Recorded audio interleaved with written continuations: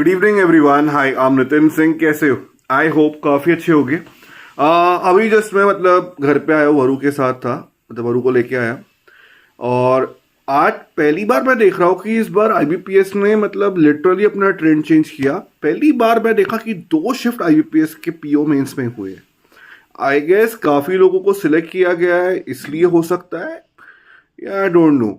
In fact आज morning में 2 shift थी एनआईसीएल की, और उसी समय आईबीपीएस पीओ का मेंस भी था।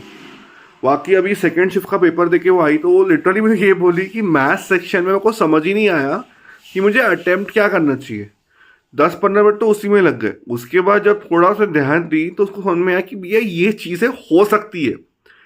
तो उसके अटेम्प्ट्स क्या है, क्या पेपर में पूछा गया है, एग्जैक्ट चीज़ें बताऊंगा। जितना उसने अटेम्प्ट करा मैं वही बताऊंगा। बाकी का आप लोग मुझे कमेंट सेक्शन में बता सकते हो कि क्या आपको लेवल ऑफ डिफिकल्टी लगा और क्या क्या क्वेश्चन पूछे गए हैं और आपके क्या अटेम्प्ट्स रहे, क्योंकि उसी हिसाब से कट ऑफ प्रिडिक्ट कर पाने में काफ़ी अच्छा हेल्प मिलेगी। बाकी नॉर्मलाइजेशन इस बार डेफिनेटली बहुत क्रूशल रोल प्ले करने वाला है। सबसे पहली बात, उसके अटेम्प्ट्स हुए, ज़्यादा अटेम्प्ट उससे नहीं कर पाई। 60 क्वेश्चन ही उसके अटेम्प्ट हुए हैं। 60 क्वेश्चन वैसे और 2 क्वेश्चन उसके डिस्क्रिप्टिव में।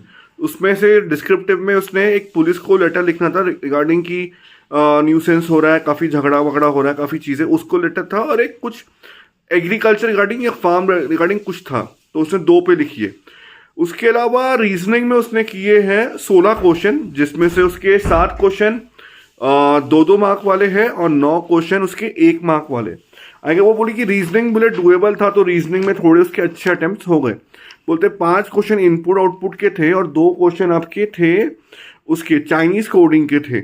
तो उसके उसमें चाइनीज कोडिंग के नहीं थे, 2 क्वेश्चन आपके उसके थे डीएस के, डेटा सफिशिएंसी के। और बोले वो हो गए उसके। और 9 क्वेश्चन जो उसने करी, उसमें से 3 से 4 क्वेश्चन उसने जो what can be infer, basically logical reasoning का जो सेक्शन है वो उसने अटेम्प्ट की। वो 1-1 मार्क वाले थे। और बाकी का उसने बताई कि 1 मार्क वाले क्वेश्चन एक ऐसा था कि जहाँ पे 2 वर्ड दिए थे, उसमें कहा था कि वॉवल को प्रीवियसली कुछ करना है, कंसोनेंट को वैसा कुछ करना है, उसके बाद कुछ। तो एक क्वेश्चन उसने वाला करी थी, उसको एग्जैक्टली याद नहीं है। सिलोजिज्म का एक क्वेश्चन करी उसने, जिसमें ऊपर में कंक्लूजन दिया था और नीचे में था कि कौन सा स्टेटमेंट फॉलो कर रहा है, तो वो था। उसके बाद आपके 2 क्वेश्चन थे ऑर्डर एंड रैंकिंग वाले, 1-1 मार्क वाले। तो ऐसे थे उसके। उसको जितना याद था उसने को उतना बताया। उसके बाद सेकेंड उसने जीए करी, तो उसने ये बताया कि जितने जीए में जुलाई से भी पूछा गया था, अगस्त से मैक्सिमम क्वेश्चन थे, सितंबर अक्टूबर में नॉर्मल थे, नवंबर से काफी क्वेश्चन पुट अप हुए। बट बोले क्वेश्चन काफी डीप में थे। तो उसने 18 क्वेश्चन करी, जहां वो बोली कि सिर्फ 4 से 5 क्वेश्चन वो एक्यूरेटली मार्क करी। बाकी के सारे क्वेश्चन में उसका ऐसा था कि ये मैंने कभी पढ़ी हूं तो ये ऑप्शन मार्क करती हूँ, तुक्का ऑप्शन जो बोलते हैं वो किया है। उसके बाद यदि मैं बात करूं तो इंग्लिश का सेक्शन वो हमेशा अटेम्प्ट अच्छा करती है, बट इस बार उसकी स्पीड लैग हुई कि क्या हुआ, बोली थोड़ा ट्रिकी भी था बोले। तो उसने टोटल सिर्फ 21 क्वेश्चन इंग्लिश में करी, जहां पे उसके 5 क्वेश्चन तो 2-2 मार्क वाले थे और 16 क्वेश्चन जो थे वो उसके 1 मार्क वाले आए थे। और लास्ट में उसका मैथ्स का सेक्शन था, तो मैथ्स में उसके सिर्फ 5 क्वेश्चन हुए, 1-1 मार्क वाले ही हो पाए। वो बोली कि नितिन लिटरली डीआई का 2 तो बोले केसलेट थी, पढ़ा ही नहीं, उसने समझ ही नहीं आ पाया।